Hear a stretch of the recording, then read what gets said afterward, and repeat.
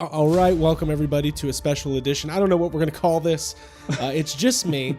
You didn't even come up with a name yet? It's midnight. No. It's midnight in Georgia. It's 9 o'clock on the West Coast. But with me tonight, podcaster, author, producer, friend, father, Disney Pluser, Troy Benjamin. Checking account holder. Checking, savings, CDs, bonds. You got it all. How are you, dude? We'll see. You got to buy when it's low and you sell when it's high. That's all I know. Cool. This is my new financial podcast. It's what the people want. No, this is good, man. You and I haven't talked. I mean, we talk all the time, obviously, but like we haven't talked since last year. It's almost a year. I was going to bring that up. Let's start there. Yeah. I know you like to do a rundown. I texted Troy the other day. We'll just wing it. We'll talk. It'll be fine. No, we're going to get into a lot of stuff, but Ghostbusters Fan Fest, we're almost at the 1 year mark, which is absolutely insane because it's one of those things where in some ways it feels like it was 5 years ago. In some ways it feels like it was last weekend. But how are you feeling about that? I mean, it does. I mean, it does feel like it was yesterday, but at the same time, because of the whole shutdown thing, it feels like it was 10 years, a different lifetime ago. Right. But I don't know. I mean, it's crazy because we are coming up on, I don't know when you're going to air this, but I know we're coming up on Ghostbusters Day in 2 weeks now. Yeah, it's close. Depending on when you see or hear this, but, and that's what that was supposed to coincide with. And it's different. It's a different world. I thought we would be really stoked about a new movie in a month, and now we're stoked about a new movie in 6 months. Yeah, longer than that. Very strange. It's a long time. I tried to do the thing where I looked up how many days till Ghostbusters Afterlife, and I saw the number, and I was like, that seems depressing. There was I feel bad. There was I think it was an Instagram account who was counting down the days. It was GB Max is one of those guys who's like, 282 days, 32 days. And then I saw them have to reset and I felt really bad for them. Yeah, it's tough. Well, we'll touch on that. I guess before we go any further, for those who don't know, Troy, you are one of the original, members of the Ghostbusters internet community. You ran Ghostbusters HQ. You started that. I always tell this story. I've told the story a million times. I'll tell it again. When I first got the internet in 1997, let's say. It had to be 96 or 97. AOL, obviously, because we were upper middle class. Not bragging. Yep, me too. That's AOL, man. That's what all it was. No net. And then mom would pick up the phone and you'd get kicked off. And absolutely. But the first thing when I got on AOL for the first time, I searched Ghostbusters 3. It was like, this is my portal. There's got to be news. But what year did you actually start GBHQ? I think it was around 95 or 96, because I my math has always been a little fuzzy. I think I first logged into AOL in 93 or 94. So you're like an early adopter. Yeah, and it was everybody got the free trials. They came in they came with boxes of Tide. You had the CD, or not even CDs. You had the little the disc, the 3-inch floppies. Yeah, I remember when 4.0 hit was a big weekend in my house for me. And it didn't fit onto a floppy disk. It had to be on crazy. A CD. It was, but yeah, so it was 92, 93 that I logged in, and that's when I hit up Bill Emco's site. So Ghostbusters homepage, for those of you who are not familiar, that was the only place to go. He had one of those nested Kevin Smith View Askew boards where you would post in the subject line with NT because that was a tweet back then. You just put 140 characters and then NT, no text. So I did that, and then I realized because Bill was doing that. He and Norm kind of shared duties on that, but they weren't really doing, it wasn't news. They weren't updating it constantly. Not that there's anything to update with back at that point. Yeah. The flourishing Ghostbusters news industry of 1994. Ertl re-released there. Ecto 1A. Yeah, I know. But everything's still available at a deep discount at every KV toy store. Dan Aykroyd says we're going into production summer of 94. I want to launch a Ghostbusters 3 podcast called Going Into Production. And the joke is it never happens. You got the green light. Yeah. You got the green light. Yeah. So I think that's where I kind of picked up on, like, first of all, Bill's site was mainly focused on the message board. So I didn't want to do a message board. But I just wanted to like have fun and write stuff because I fancy myself a writer for some strange reason. Oh, you're right. You got books. So I got books. You got books. Check out these ones and those ones. Yes. This is all a sales pitch tonight. Yes. Buy the Wakanda Files coming September from Quarto Press. But that sounds great. Yeah. Is that available for pre-order yet? It is, yeah. Amazon has it up right now. So September, we can get into that later if you want to. But yeah, I did another technical manual for Marvel, for the Marvel Cinematic Universe. Cool. Cool. But yeah, so I started GBHQ. I don't even know why, because I was in junior high school and I was bored. I lived in rural Colorado. I had plenty of time on my hands. Colorado's a hub for Ghostbusters. It is now, but back in the day, it really wasn't. AJ Quick is from Colorado, but AJ wasn't. He was in Minnesota at the time. Okay. Yeah. But yeah, now it's a hub. Now they've got they've got 3 fan groups, and AJ lives there in like the old Gates Rubber Factory, and he builds all the GB prop stuff, and it's a whole to do. But it's a whole thing. I moved away, and then everybody moved there because I moved away. They're like, "Oh, thank God that guy's gone." That guy's gone finally. But yeah, so there it was, and then the message board was kind of a result of just wanting to, you get caught up. Well, now it's a totally different story. We don't even talk about now, but you got caught up in like moderating and who says what and what are the rules. And I just wanted a message board where I could go and I could talk and not have to worry about all the rules and stuff. And now I want the opposite. I want to go to a place where I can talk and I want people to follow the rules so that I can just enjoy it. Right. The Wild West of 90s internet. Yeah. It was like, oh, this guy's just coming on to be a jerk. That's a rule. But that's one rule. You know, it's funny. Yeah, I remember when I found GBHQ, so this had to be 97, something like that. Like I just assumed the person who ran my favorite, my favorite, I know what I'm doing. I've been doing this for a while. Ghostbusters site. I assumed, because you had the picture with the iMac, like this site was built on this iMac, and I was like, very proud of my iMac. This guy's got to be 45 years old. But you're like a year and a half older than me, which is really funny 12. because I was making like members.aol.com websites at the time, and they were not good. But I had a fan page for any interest I ever had. I don't think I ever started a Ghostbusters page because I don't think I was going to be able to compete. But I had a South Park page. I had a Simpsons page. I'm a very casual. They all have the under construction thing. Like at some point, there was so much construction happening on those sites. You know, I decided to start a Simpsons page because I found a nice picture of clouds that I could tile as my background, and I was like, that kind of looks like the Simpsons. And you got the MIDI of the Simpsons theme song that could just start when you went to the web page, and it was the day I realized that you could embed those MIDI files, like that. Where our heads were at 96, 97 was people are going to want this. People are going to want this. Just like on MySpace, they wanted your music to start playing when you went to their page. It's so insane. Yeah. We've come a long way. So like I said, you're like an early pioneer in the specific, like not necessarily you're a pioneer. What was that? Not so much. That's my old man. Yes. What was it like to wear the first pair of jeans?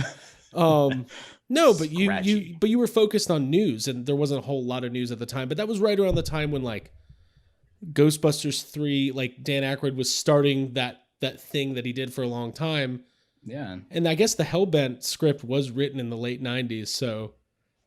At least one version was. Yeah, it's funny because Ron Daniels still likes to make fun of me because when he started, he and Luke and Matt, I mean all the guys that did, not Matt, Matt was on Crossing Streams, but when they did Ghost Heads, the podcast, Ghost Heads the podcast, yes, very very clearly Ghost Heads the podcast.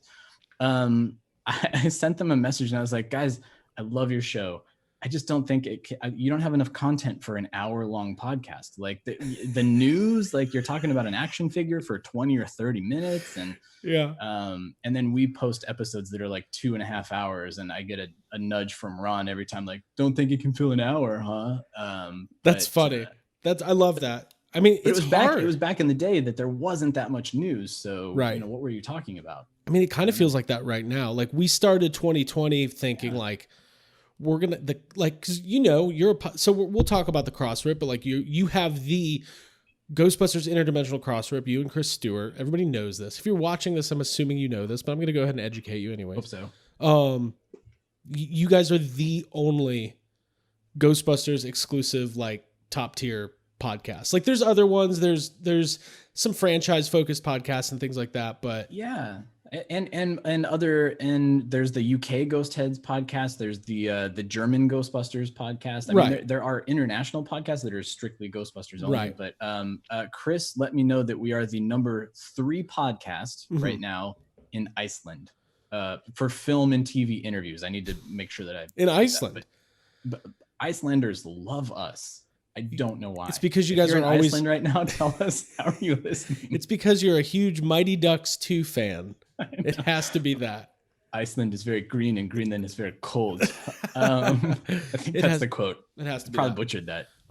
That's fine. A lesser human. But as a podcaster who, you have an exclusive topic, which is primarily Ghostbusters, right? So there's a lot of Star Wars podcasts. And when you have something like Star Wars, there's just like a plethora of anything to talk about. Even in a non-movie year, there's always stuff. There's always movies, TV, comic, toys, whatever. Usually. Not right now. Right now is well, that's what I was saying. Like going into this year, it was like, we're never going to have to think about what the episode's going to be. It's just going to be every week's going to be something. And it was like that for like 3 weeks or something like that. And man, the last month and a half, it's like, I get on the phone with Abby and Jake. I'm like, what are we?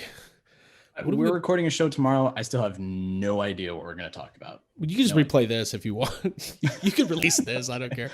We didn't even talk about that. Can we share this? Yeah, please, by all means. But I found you guys. I was so excited when you guys launched your pod because that was what, 2014? It was the end of 2014 going to 2015. Okay. So about 5 years ago. Yeah. So for those who don't know, Chris Stewart ran Proton Charging and he is Proton Charging. It's more of an entity than anything. Social media more so than anything now. Right. Yeah. Which was the other big Ghostbusters fan site. In my mind, I thought you guys were like in a competition. Like this is when I'm 10, 12, 13 years old, whatever. I would like, you create these things in your head. We're like, oh, these two hate each other. He just doesn't know it. We still are. The long con taking him down. He's gonna dial in one week and there's not gonna be anybody answering. When he least expects it, it's the pillow. He might welcome that or something. I don't know. I think I just admitted to murder on your show.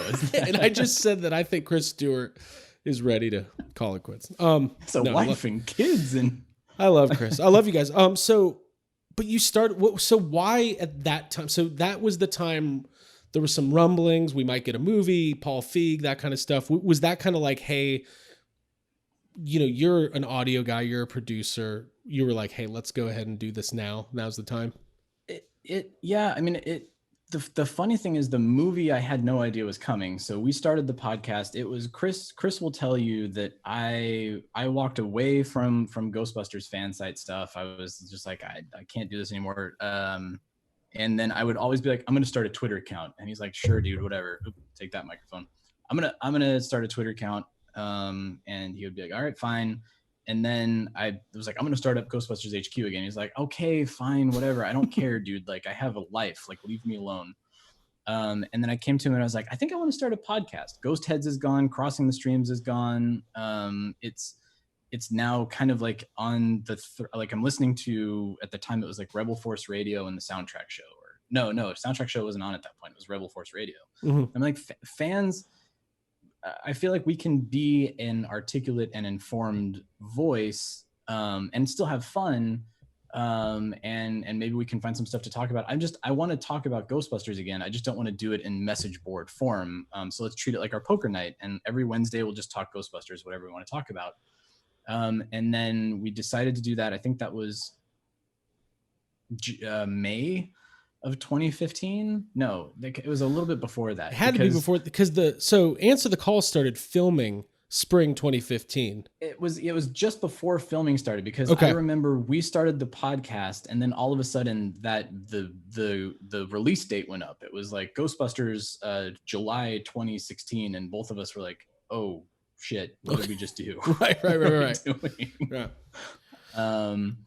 And then so the podcast was just starting up when we were first seeing like the first couple shooting days of Answer the Call. So it was completely circumstantial. It was not intended at all.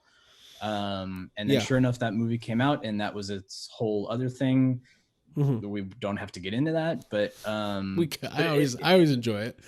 And the best part is, so you listen to Yes Have Some, and you guys started up for the same reasons. Like there was a very loud voice, and the loudest voice in the room was getting the most attention, but not necessarily the most measured or calm voice. Our thing was Abby and myself had talked about, it was mostly me. I was kind of in the same boat where I was like, I want to start a podcast. I listened to a lot of. Sorry, I hit my mic earlier. It's fine. I've got the boom stand out, and it's keeping score. Yeah. So I wanted to start a podcast. I was like, I listen to podcasts, and like the running joke is that neither Abby or Jake listen to podcasts. They just don't.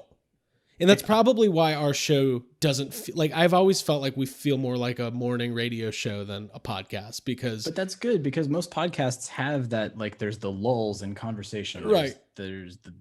It's different. Yeah. Right. That's why I love you guys, is because it is a conversation. It's like listening to you having your phone call, even when you do call Jake and you have a phone call, right. That's what it sounds like. Yeah, that is what it is. Sometimes there'll be weeks, and I know we're all over the place, but who cares? There'll be weeks where we really struggle with like, what are we going to talk about tonight? And then we kind of get through the episode and we're kind of like, yeah, that, maybe that wasn't our best.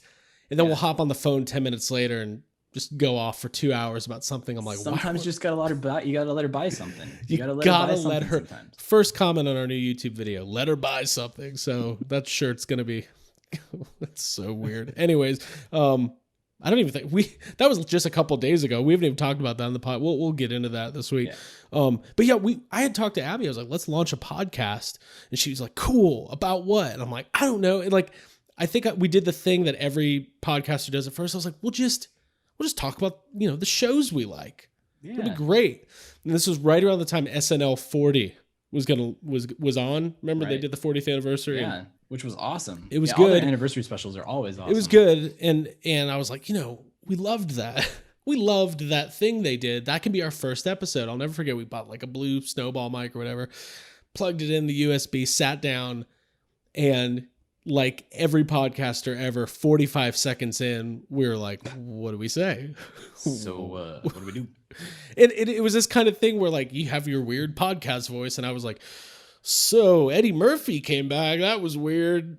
Like she's like looking at me like, yeah, it was weird. And I was like, what are we doing? Yeah.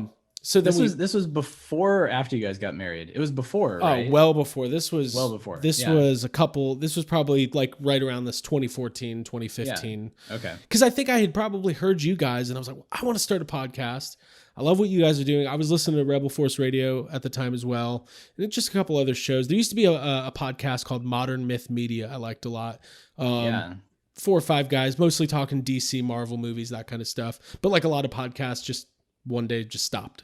Yeah, it was, Comic Geek Speak was the one for me. Like I would listen to these guys just like circle and talk about like the previews issue or whatever comics they were reading that week. They did like their off the rack episodes, and yeah. So that was kind of my inspiration. And then I was like, well, we sucked at that. We're not. I was like, I put the microphone away. I was like, that is going in the closet. We will revisit this sometime later, because I didn't want to do a Ghostbusters podcast, because it was that same thing where I was like, this is probably the subject matter I could probably, do the best on. Like I could talk about Ghostbusters all day and have what I would consider somewhat intelligent, entertaining conversations about it. But you guys were already doing it. And I was also like self-aware, like I don't want it. Nobody wants the second version of the cross rope where we're just talking about the same stuff every week. I'm glad, because you would have kicked our asses. No, You wouldn't be talking to me right now. This would be over. Yes, you'd be interviewing me.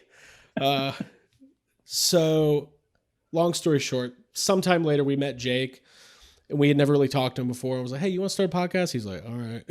then we just started. It's a good Jake impression. Whatever. Fucking cares.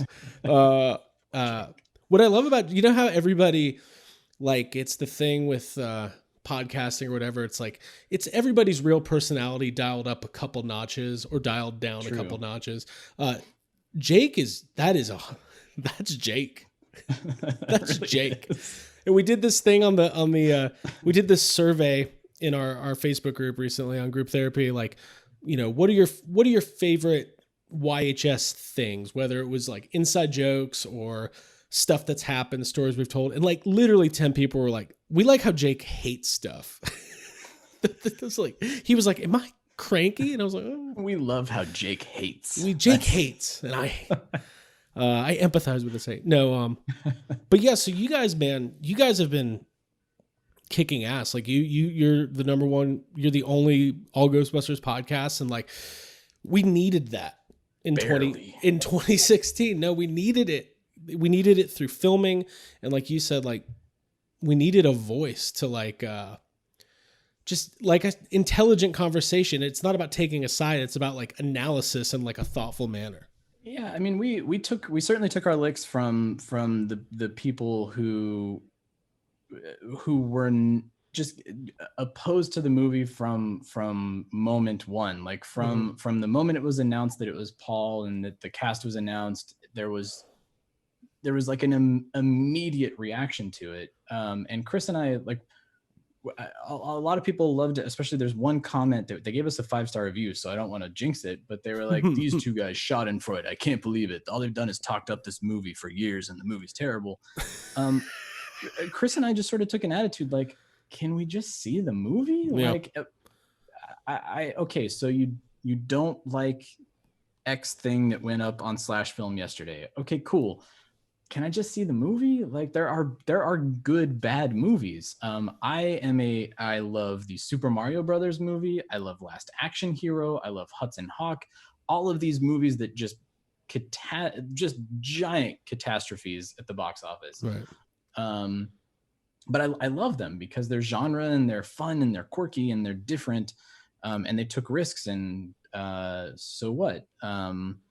But yeah, I wanted to see the movie, and I knew that they had that poor, Paul Feig and Katie Dippold.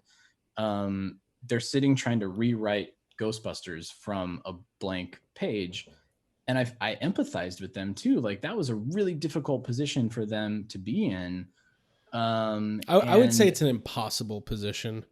It really is. It's like, hey, I had this really great meal when I was 16. It right. was the best burger. It was the best fries. It was like the best meal that I sat down to as a 16-year-old kid. Can you recreate that for me?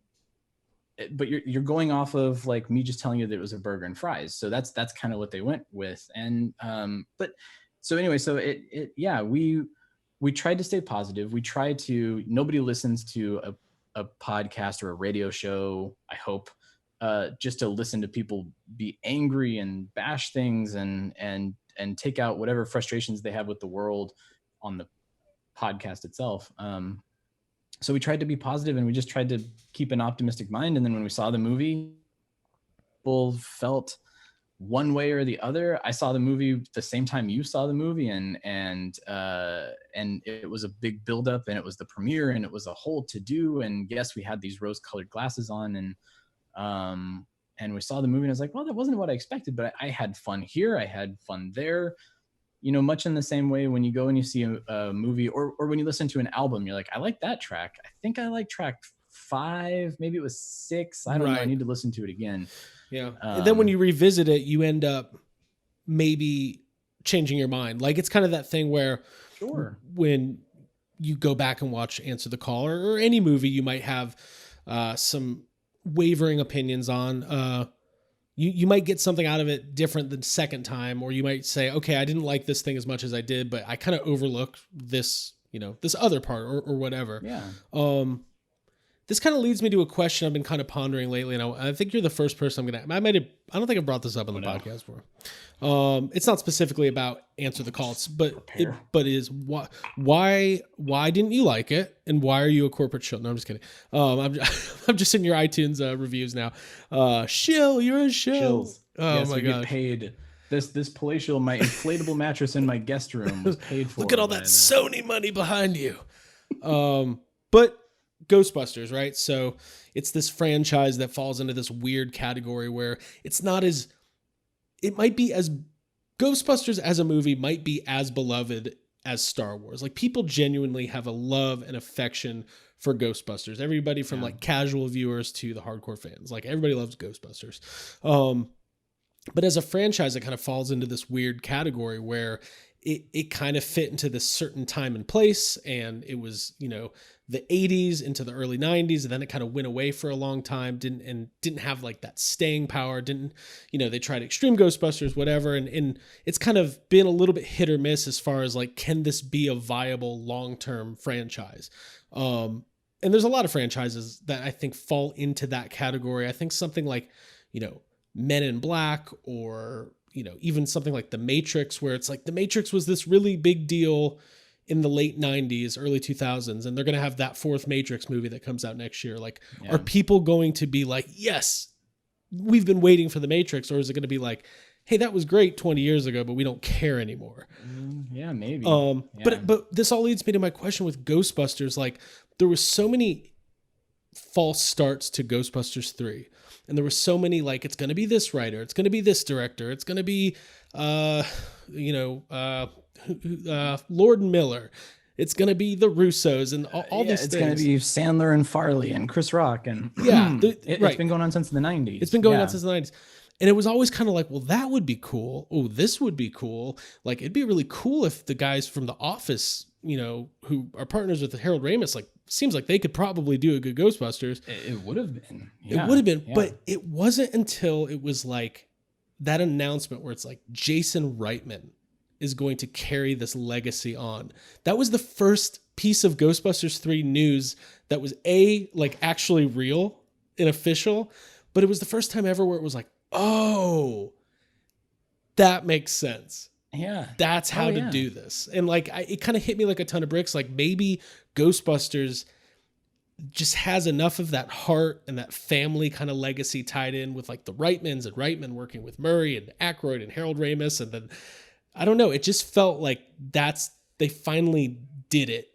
And it was like right there the whole time. And they had to take the first steps. One of the first things that Jason Reitman said was that he respected what Paul Feig did, because somebody had to do that. Like, somebody had to take that first leap of faith and either see if something worked or something didn't. And what he proved was that it is possible. Like, one of the biggest critiques, I think we share the same critique, is Terminator is not a franchise. Like, Terminator 1, Terminator 2, fantastic movies. Terminator, the Sarah Connor Chronicles, I really enjoyed.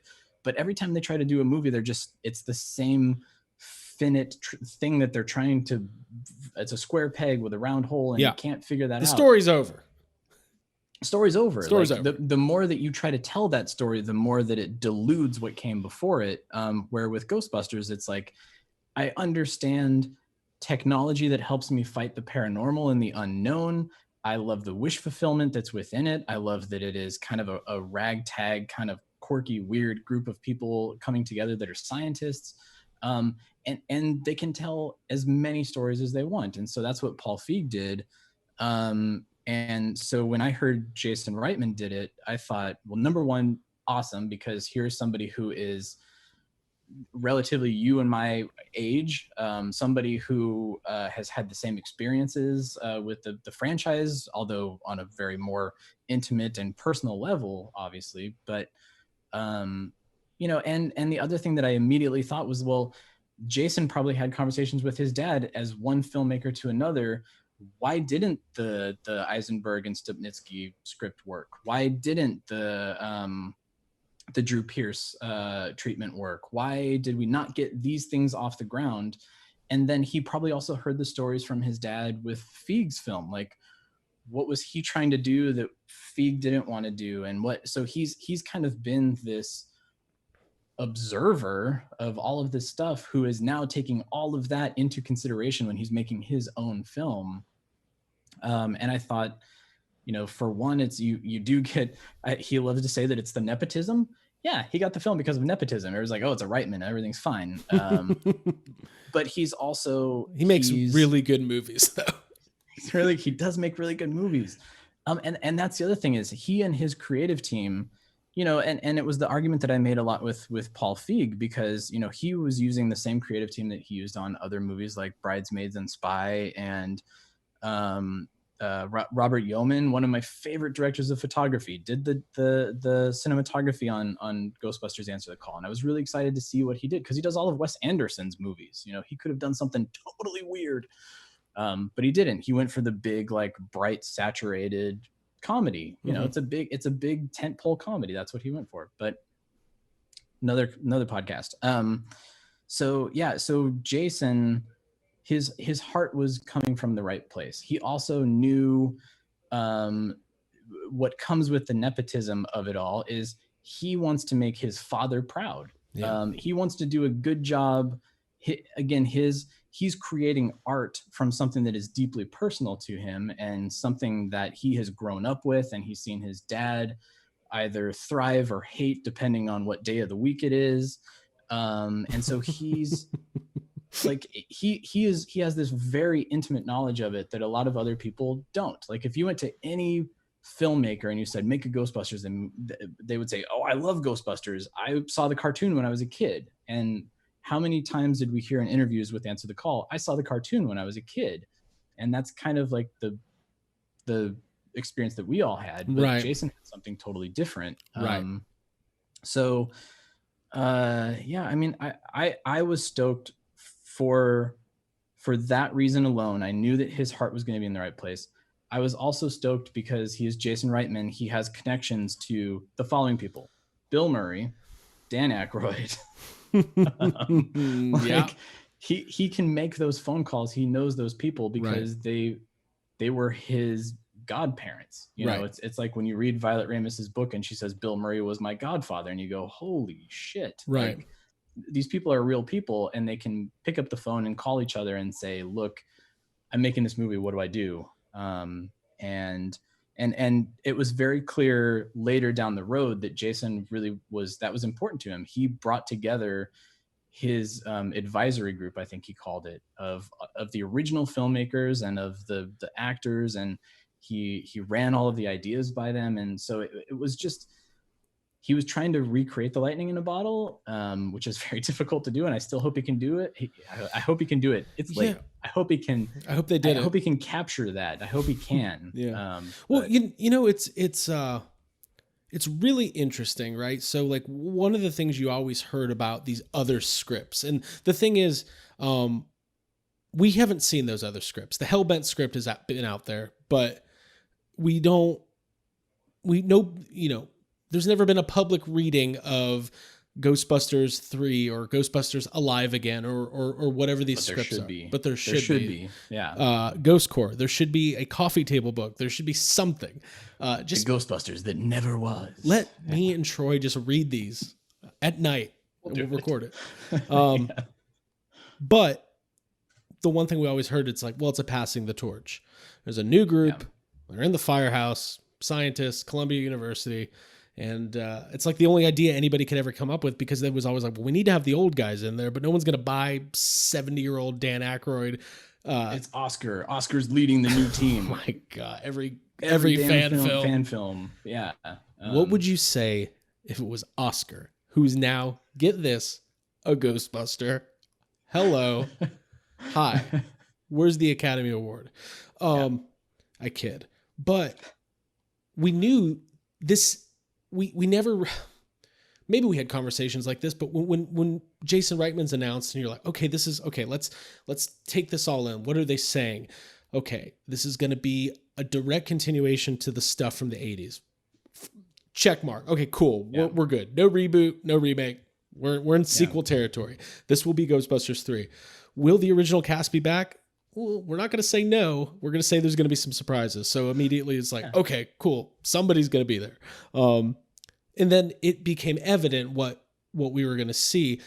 And then I think the big question we all had was, well, how do they address, Harold Ramis not being there? How do they address Egon not being there? And there was an interview maybe a month before the trailer hit where Dan Aykroyd said, he played it coy. He said something along the lines of like, well, we do have a nice little small tribute to Harold and the legacy of Egon in the movie. And then we all kind of thought maybe, just maybe, this entire movie is about Egon and his family. And then we saw the first trailer and we're like, oh, they went there. I can't believe it. It's about Egon and his family. Yeah. It's about Egon's family, of course. But then you think about it, it's the only, if they're going to do it now with that kind of tone, with the kind of movies that Jason Reitman writes and directs, they're very character focused. This is obviously a very family, it's going to be like a family dramedy, I think is what we're going to get. At least that's what the first trailer felt like. But from the announcement on, it feels like everything they've done has been the right thing. The way that they rolled out the casting announcements, the way they rolled out the trailer, the announcement that Bill Murray's in the movie with this like nice, what was it, Vanity Fair, like a nice piece in there.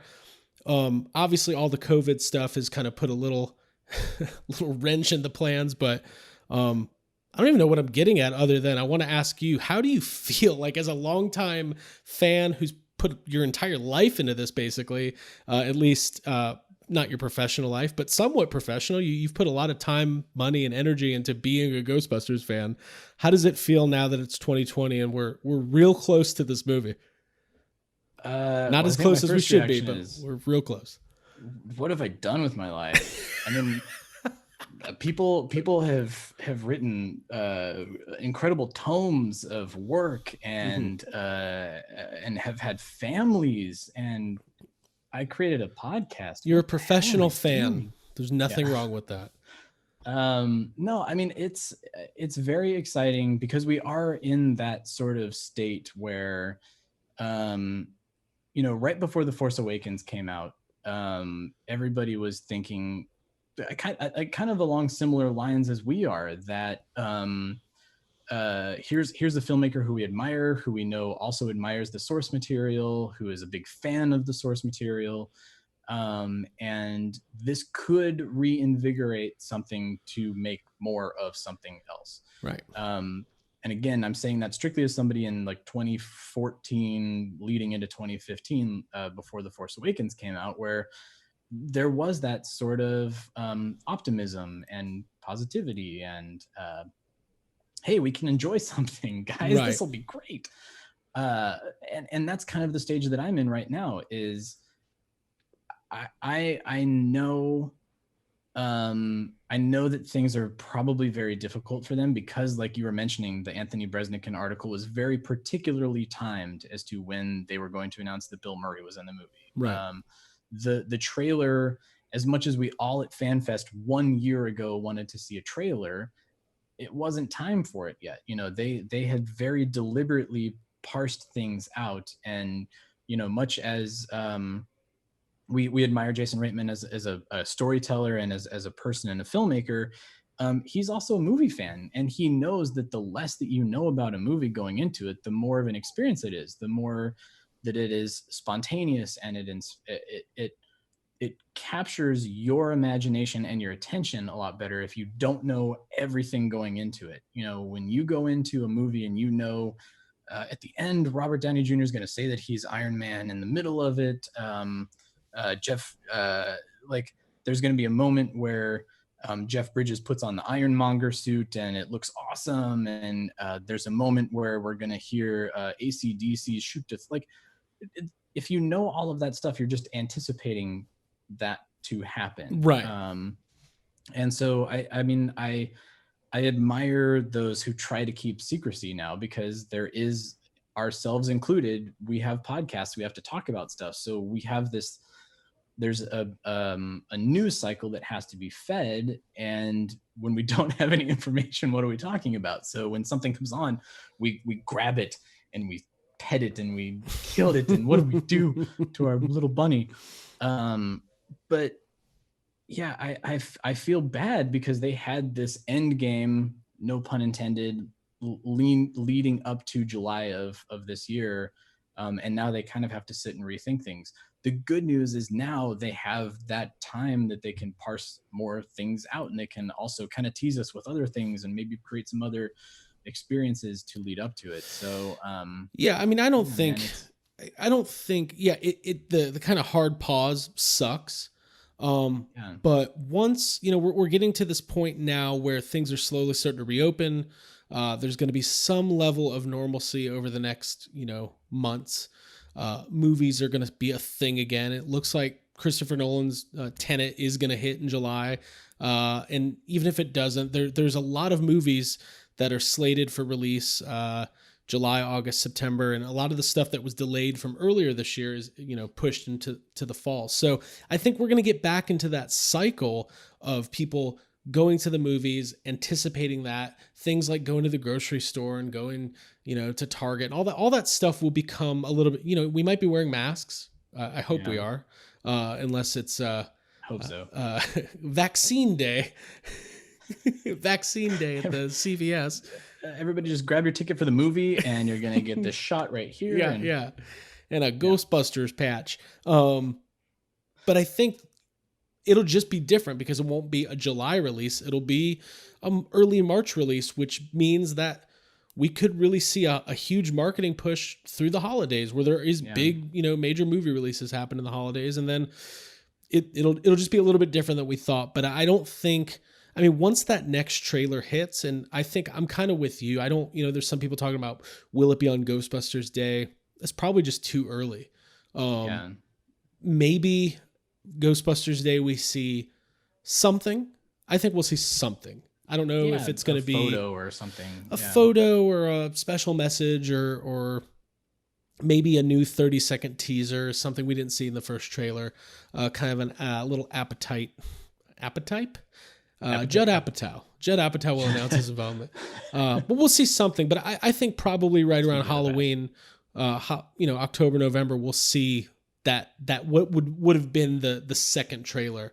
And that'll just start the hype train up. I mean, people are going to be ready to see this thing when it hits. Well, yeah. I mean, you hit what I was just about to say is like, the advantage to what's been going on with the stay at home and the quarantine is the one fear that I had about the movie was knowing how much this relies upon our nostalgia for the original film, and Jason's a nostalgia for the original film, and the filmmakers are nostalgia for the original film. I was worried. Jason Langley, I don't want to take credit for this, but he always talked about in our podcast way back in the day, weaponized nostalgia. And I was really, before the shutdown, I was really concerned that there was a lot. We have Bill and Ted 3 coming out. We got a new Top Gun coming out. We've got Star Wars, where there's so much Star Wars now that even Star Wars fans are starting to grow tired of Star Wars, which is a crazy thing to me because I love everything Star Wars. So I was a little concerned that Ghostbusters was going to kind of be thrown into the deep end with all of these nostalgia-based things, and kind of be dismissed as like, oh God, everybody's doing something from the 80s. Like, didn't we see Jem and the Holograms and Josie and the Pussycats and like all of these, like it felt to me like it was a little too like the cacophony of the room screaming like Ghostbusters was trying to get our attention. And now what has happened is everybody's had to sort of take a pause and be at home and not have new movies coming out, and everything is kind of moved out. Like I think Top Gun moved to December. I think Bill and Ted is still supposed to come out in August. We'll see if that happens. I think it is. I think the latest rumors this week were it could be a VOD.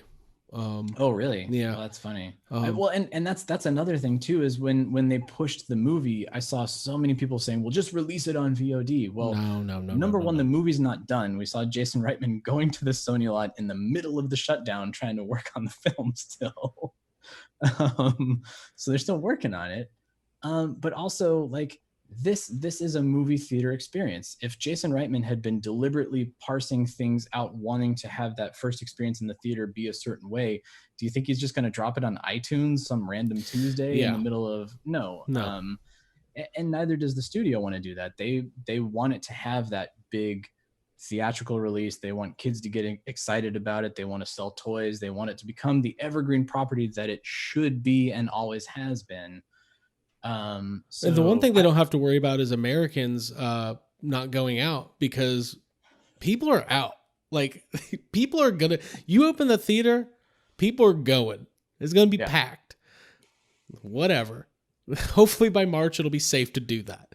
But listen. I mean, yeah, I hope so. I kid, America. God willing, by March we're fine. But you're right, though. Yeah. Like, this is a movie that deserves, after the wait.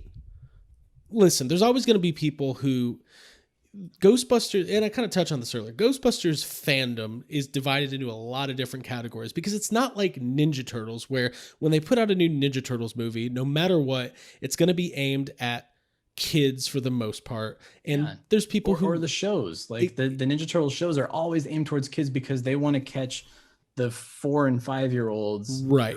Now going to spend 13, 14 years on the property. Exactly. But Ghostbusters is different, because when when you hear Paul Feig talk about Ghostbusters, his experience was Ghostbusters was just the next movie after Stripes, with these great people that we love doing a great comedy, and it was just this amazing comedy. And then you've got the people who were kind of in our age bracket, where it was like, obsessed with Ghostbusters, obsessed with real Ghostbusters, obsessed with Ghostbusters 2.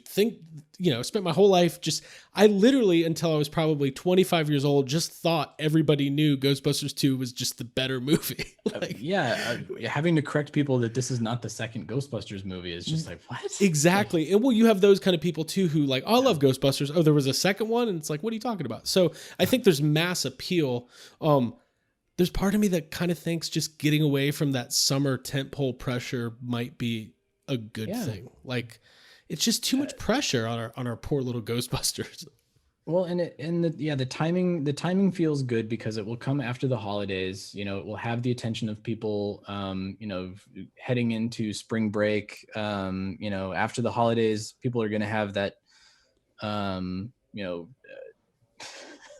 there's a little bit of fatigue. I don't know about the merchandising. We'll see how that goes, but maybe they release all the merchandise right before Christmas, and then we're good. But I mean, the stuff that's hitting now, people are going. People in our circles are going out, and I'm talking like it's not me. People like me. And it's old. It's the retro figures from '86 that are being released right now, and that's what's flying off the shelves. So and it does give them another opportunity to, one of the biggest complaints you always hear from toy developers and video game companies is that they don't have enough lead time. The movie comes out in July of 2020. You are not giving me designs until January or February of 2020 in the best case scenario. And I'm supposed to do a 6-month workflow in that short amount of time to have stuff on the shelves before your movie comes out. Well, now there's a little bit of they now have all the designs. They now have to kind of stop their production on action figures because of things happening overseas. It's actually lining up pretty well for them in some instances. So I think, on the merch front, dude, there's going to be so much stuff that you're going to have to buy like 20 DTOFs. I don't know. Do you have a DTOF budget set aside? I do. I really do. Okay. No, I mean, listen, there's going to be the merchandising I'm never worried about, because movie merchandising these days is the life cycle of a toy line in a toy aisle it's just never going to be what it was, back in the heyday, back when we were kids. So yeah, the toy aisles come January, February are going to be filled with Ghostbusters stuff, and it'll be great. But from a box office perspective, I really, truly do not think that the current COVID-19 situation by next March is going to really have a major impact on box office. I really don't, because I don't think studios make so much money. Like they're just not going to change the way that movies are released. Maybe theaters will have to do some adapting to number of screens, number of people, stuff like that. But people are going to go to the movies. I think the movie going experience will change, just because you can't pack, X amount of people into a theater anymore, at least for the foreseeable future. Right. But yeah, I mean, there has been a lot of panic, and the AMC fight with Universal about was it Trolls or it's like, yes, things change and things evolve, and there are always those catalysts that make it happen. But that movie going experience, the only way that I see it changing is that it's going to go back to kind of the way it was in the 80s, which is, again, incredibly advantageous for Ghostbusters Afterlife, is that you're not going to have as many films coming out. I mean, I was overwhelmed as somebody who loves to devour pop culture.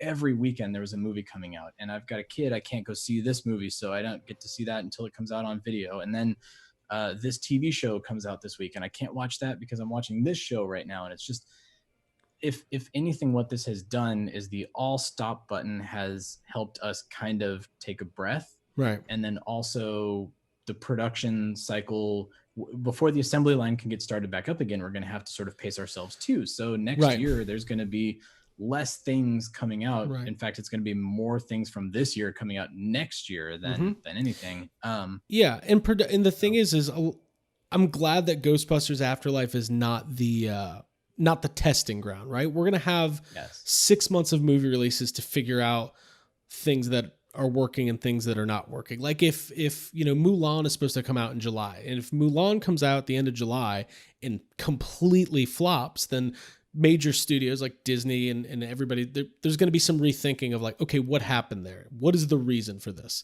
I'm glad that Ghostbusters doesn't need to be that litmus test. But I'm also excited that, like, it seems like, especially like in the UK, like productions are going to start ramping back up again. And like, I think we'll all have that kind of sigh of relief once movies and TV shows are being made again, and these release dates are holding, and we're actually seeing things happen. We'll all be like, okay, things are different, things are changing, but we're moving towards some positive outcomes. And for podcasts like mine that only have one subject, it's going to be a lot better in about a year. Yes, have some. I'm always jealous because you guys can talk about what you bought on eBay, and I'm like, we're just going to build a model for this episode. I love it. Talk about that stuff. Well, listen, we're almost at the hour mark, and I have a feeling we're going to do this more because, frankly, there's nothing else to do. But just an excuse for us to talk for an hour, man. It's great. I'm down with it. It's good stuff. It's good stuff. I really appreciate it. Let's go ahead. So we talked about the Crossrip, obviously. iTunes. You guys are on Spotify now. Anywhere you get a podcast. You guys have been doing it for, 5-6 years, whatever it's been. I mean, I can't believe that by time I looked at it. So we were all at the trailer event for Afterlife, or not for Afterlife, for Answer the Call. That will be the 5-year weekend anniversary of Afterlife coming out, that first weekend of March. That's nuts. I mean, it's insane. I feel like I have had more time with you and Abby and Jake than I did with anybody in high school, which I don't know if that's sad or cool at the same time. It's great. It's awesome. That's the cool thing about the Ghostbusters community is there's a lot of different parts and facets. You got people who are prop builders, people who do the franchise stuff, collectors, and then like the quote unquote Ghostbusters media. It's a pretty small group. There's not a whole lot of us. So, Sony can only pay so many people. By the way, what was it last year when you guys got what was it? Oh, the Comic-Con Transformer, the big one. Oh yeah. I remember being like, what the fuck? Where's well, my Hasbro is sending you retro figures that they're not sending me, so it takes Alice. Hey, I might have a set for you if you did. Well, the pre-orders hasn't even shipped yet. I don't know what's going on over there. I pre-ordered through Walmart, and I'm still sitting there waiting. I check my tracking every day. Yeah. No, I mean, it is. We do get. That's the thing that I don't take advantage of is we do get things like that, and then when people say you're a shill, well, yeah, they did send this thing to me because they want me to talk about it, but they also. Influencers is a whole other podcast for a whole other hour. That's a whole thing. I don't want to be an influencer. I just want to be a fan. I want to be something else. Yeah. I want to be an influencer, and I will take all of your free shit, and I will talk. I will talk like I'm always like talking shit about Transformers. I don't get Transformers at all, and I'm always telling Abby and Jake, if I ever start collecting Transformers, just pull the plug. Plug me in and then pull it. Like that's the safety. I always tell Abby, like if Craig starts talking about Transformers, you'll put him out of his misery, right? But it only takes me one email, and I'll be the biggest Transformers fan in the world. Let me tell you guys what I think about this. Okay, so you got the podcast. You're a producer. You work on shows. You've got books. You talked about the Wakanda Files. Tell besides that, or talk about that. What do you got coming up? So let's see. So we've got book-wise, the Wakanda Files is coming out. It's a in-world technical manual from Shuri, who is the tech guru in Wakanda. She sent the War Dogs out to get all of the information on all of the technology in the Marvel Cinematic Universe. So I'm really excited about that. And it's one of those, like I've done a few books now for Marvel, but it's one of those where I finally got to do something in world, and we got to explain why was Bruce Banner experimenting with gamma technology. We kind of get to go into that a little bit deeper. So that's fun. That comes out in September. Real quick, when you're working on something like that, how much consultation is there to make sure that the stuff you're saying is, in canon, or like at least not negating things that they're planning down the road or whatever?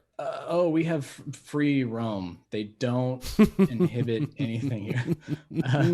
No, there is. It's insane, is what you're saying. Part of the reason that the book is coming out in September is because we were writing things right before a little film called Avengers: Infinity War came out. Mm-hmm. So we wrote everything. We had a really great manuscript in hand. Infinity War came out. Thanos snapped, spoiler alert, and half the world or half the galaxy went away. That really changes a book that you're writing. You're in the theater and your manuscript starts fading away as well. It did. Half the characters that you're talking about in the present tense are no longer in the present tense. So you then have to kind of stop and rethink, like, how does that affect it? So so it was really tough because they don't tell you, because Marvel is so secretive. It's on a need to know basis. They don't tell anybody what's happening. So we wrote a book. Infinity War came out. We retooled the book. Endgame came out. We retooled the book again. Far From Home came out. That changed things. So we tried to keep up to date so that when the book came out, it felt fresh and present, and not like, dude, they wrote this before Infinity War. This thing sucks. Throw it away. That's funny. So that was the most difficult part. But yeah, Marvel they have a whole team now. It's kind of like, Marvel has always had the team. It's Star Wars that's keeping up now, but there is a story group for Marvel that looks over everything. And when I first started, Will Corona Pilgrim, who wrote all the prequel comic books for the Marvel Cinematic Universe, he was the one kind of like pushing me in directions and making sure that things were correct. But yeah, and Adam and a bunch of people at Marvel, they all review things and give notes and change things. And so there's a lot of consultation. That's the answer? A lot is what you're saying. Yeah. The answer is Marvel Studios. They know what's up. They know what but they're doing. But that's good though. I think ultimately, I'm sure that can be trying while you're doing it, but it makes for the best possible piece of content. It's one of those things that if you do it right and you spend the time doing it the right way, then it pays off years down the road. Like there on the Ghostbusters, the Ectomobile manual, mm-hmm. there is somebody right now. Shoot, I think I should have looked it up. So on Twitter, somebody did like a scientific explanation of how the ghost trap works. Mm-hmm. And that was what we did in the Ectomobile manual, was tried to explain the actual science, like what happens to the negatively decaying energy when the ghost is trapped into a trap, and how does it stay inside that trap?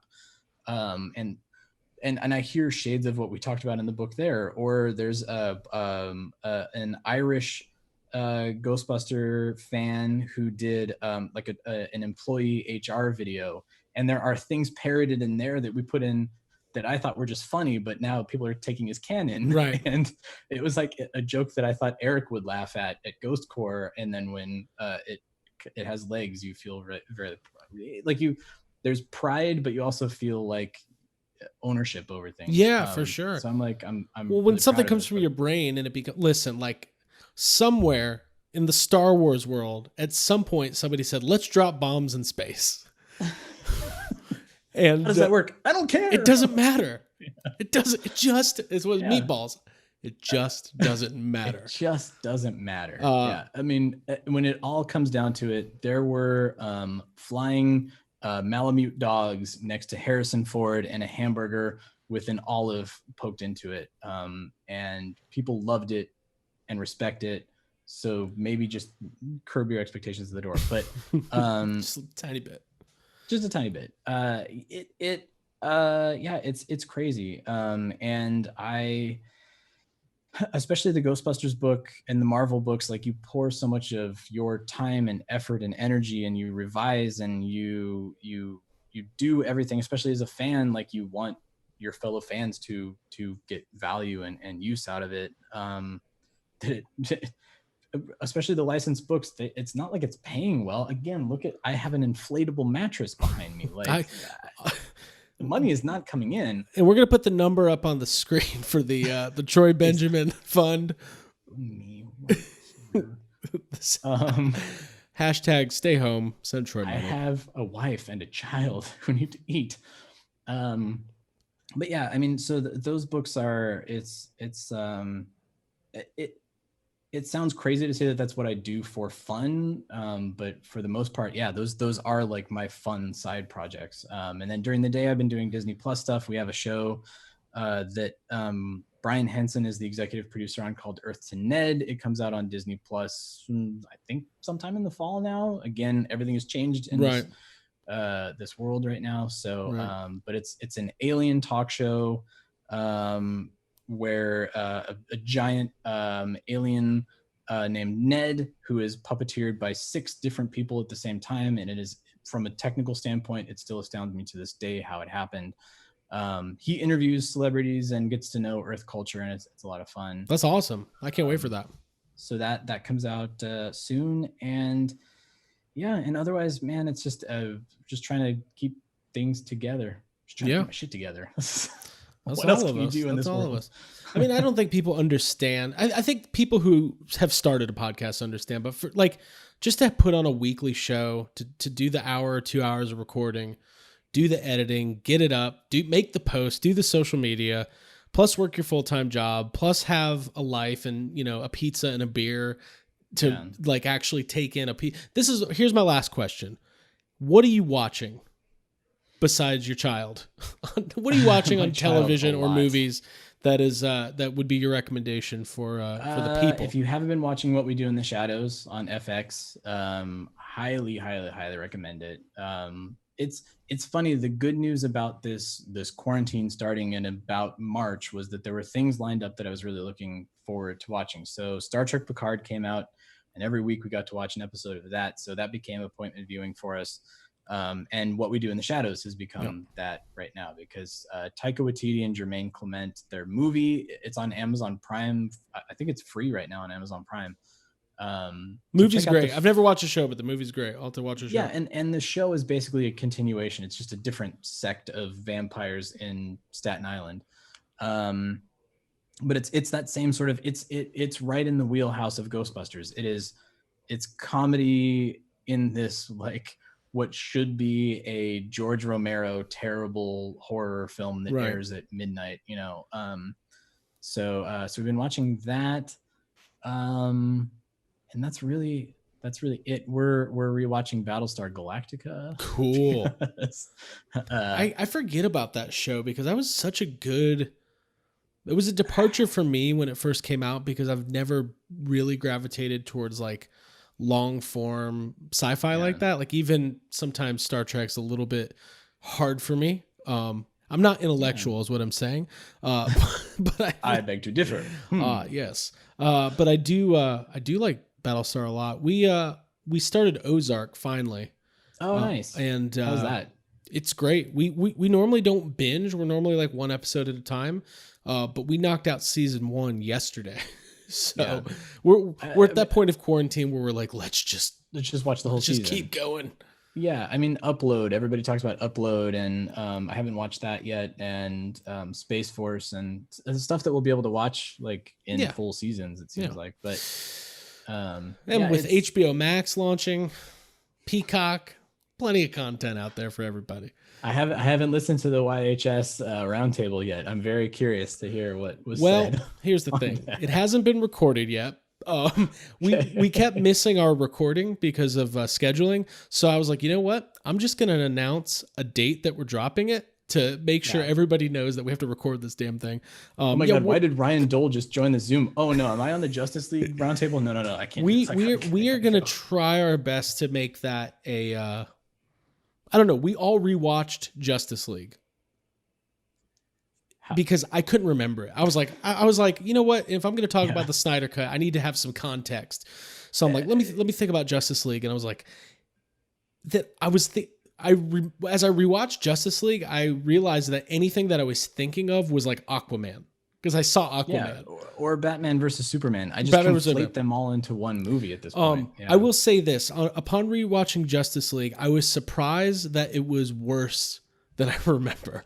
Oh no. And I have a feeling that whatever they do with the Snyder Cut is actually going to be different. I don't know if it's going to be better, but it's going to be different.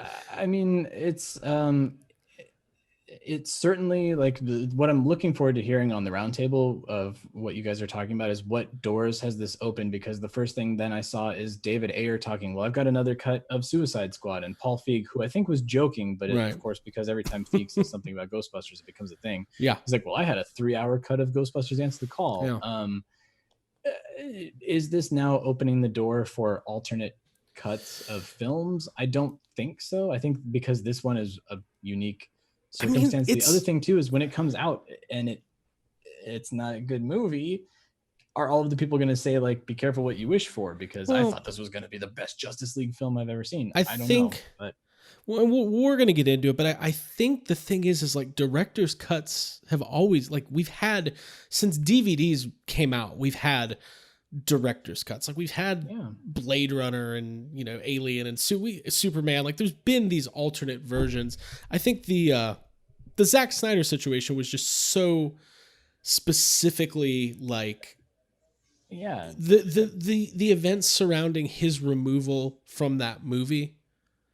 And the one thing that I will say is that it does seem like he was off that movie months before it was ever announced, and they were just not happy with the direction and all the stuff that we've been hearing about. Before the personal things happened too. Before the personal stuff happened. So, but I have nothing against Zack Snyder. I really like Watchmen. I think that's a cool movie. I really like that movie. I mean, I put Zack Snyder in the same category, and I say this lovingly. I don't say this as demeaning, but Joe Kosinski, who did Tron Legacy and Oblivion, and just these filmmakers who have unbelievable visual storytelling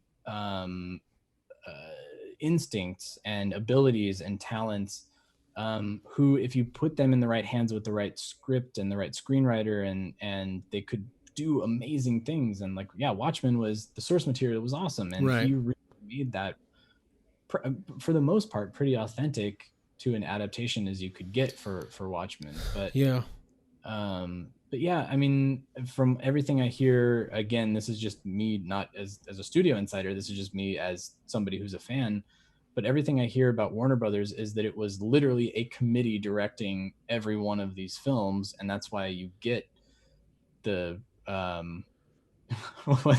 what's the Kevin Smith story about wanting the giant spider to come in his Superman movie, and right, you go and you see Wild Wild West, and there's the damn giant spider. There's the giant spider. Yeah, I don't know. I mean, I don't. You know what? For the people, I know there's a toxic element to some of the release, the Snyder Cut movement. But for the people out there who are actually like, I'm trying to do the empathy thing where I'm like, if I was a hardcore fan of Batman versus Superman, and I knew in my heart that Zack Snyder didn't get to complete his trilogy or his vision or whatever, then I'd probably want to see that come to fruition as well. Because I'll tell you what, the Justice League that was released in theaters is not a good movie. But there are shades of a good movie in there too. Like making a movie of any kind is a difficult feat to begin with. So when you see a big scale movie like Justice League or any of these big summer tent poles, the first thing, the benefit of the doubt that I give them is that they finished the movie. Yeah. Some way, somehow they made it across the finish line. I'm sweating when I'm editing a 6-minute YouTube video. I'm like, I just don't know how I'm ever going to finish this. And so you have so many different personalities. You have shareholders, and you have brand and campaign and marketing people, and you have actors who have representation who want certain things, and you have 20 producers who all have different visions of what this movie has to be. And you as a director, or you as a producer, whoever is sort of the spearhead of the movie, has to get that done. And just the fact that Justice League got made is a feat in and of itself. Yep. And it's also a feat coming back to Ghostbusters, and we can wrap it up here. Yeah. It's amazing that Afterlife seemed, from what we know, and I like to think that you and I, we know some stuff. Like we know what's out there, but we talk to people. We're very involved in the community, like where we have our finger on the pulse. From everything we've heard, this was really much, and Jason Reitman said it himself. Wow, it's 1 a.m. here. I know. I'm sorry, man. I need a drink. Time zones. He said they wrote the script, they took it to Sony, and Sony was like, cool, do it. Let's go. Let's make a Ghostbusters movie. They didn't think that would happen. They thought they had like 4 or 5 more drafts they would have to do before. Yeah. So it's just, it's amazing how that movie came together. And then, teaser trailer, and then fan fest, and then, oh, cool, Paul Rudd's in the movie. Finn Wolfhard is just like, oh, this thing's really rolling. Yeah. And then the best part, they went to the middle of nowhere, Canada, on sound stages nobody even knew existed, and they filmed it. And nobody knows what is going on in this movie, and I love it. That's the best part. I don't want to know anything about it. I think if anybody is out there watching or listening to this, don't just wait until something is told to you from official sources, because my best movie going experience was going to see the original Jurassic Park and Indiana Jones and the Last Crusade, and knowing nothing about them because I was a kid, and all I knew was the trailer, and that's what you should go in with. But absolutely, yeah. Well, and the good news is we only have, what is it? 10 months to go. 750 more podcasts that we have to record. Thing. 10 months. Listen, just get me to like October. Get me to Halloween season, and then we'll be rolling. I don't know how I'm going to make it through summer. Bill and Ted. That's how. Bill and Ted. It's going to be great. Come on, Bill and Ted. What if it's like, oh man, that was really bad. They really shouldn't have brought that one back. I mean, same thing. A lot of people hate Bill and Ted's Bogus Journey. I love that movie. So good. Like, I actually may like that movie better than the first one. It's a wild movie. Yeah, because it took like the Gremlins 2 stance. It's like, let's just take everything we did in the first movie and make it totally crazy. Yeah. Well, they didn't try to repeat it. And that's the one thing. Yeah. Hey, that's the one thing. You've watched that first Afterlife trailer. People have criticisms of The Force Awakens as like, yeah, it's good. There was reverence, but it was a rehash of A New Hope beat by beat. Do not think that the new Ghostbusters movie is going to feel a whole lot. Maybe there'll be it'll feel like the tone and the spirit of Ghostbusters, but these kids running around the farm it's not gonna feel like. You don't think that Paul Rudd's gonna take the kids and start a business in the middle of New York City with them? Watch, that's what it seems is. Totally plausible to me. Halfway through, they're in the firehouse in New York. And Finn Wolfhard's answering the phones. Wontons are being delivered. What? Oh God! Please, I hope there's some Easter eggs in there. I had to. I'm on YHS. I had to. You had to. It's been a while since we've talked about Wonton. Well, listen, Troy Benjamin, thank you so much for joining us. Everybody go check out the Ghostbusters Interdimensional Cross Rip. Download it, subscribe, listen every week. Stay informed. Listen to the intellectuals. Telling you, people who pretend to be intellectual. Yes.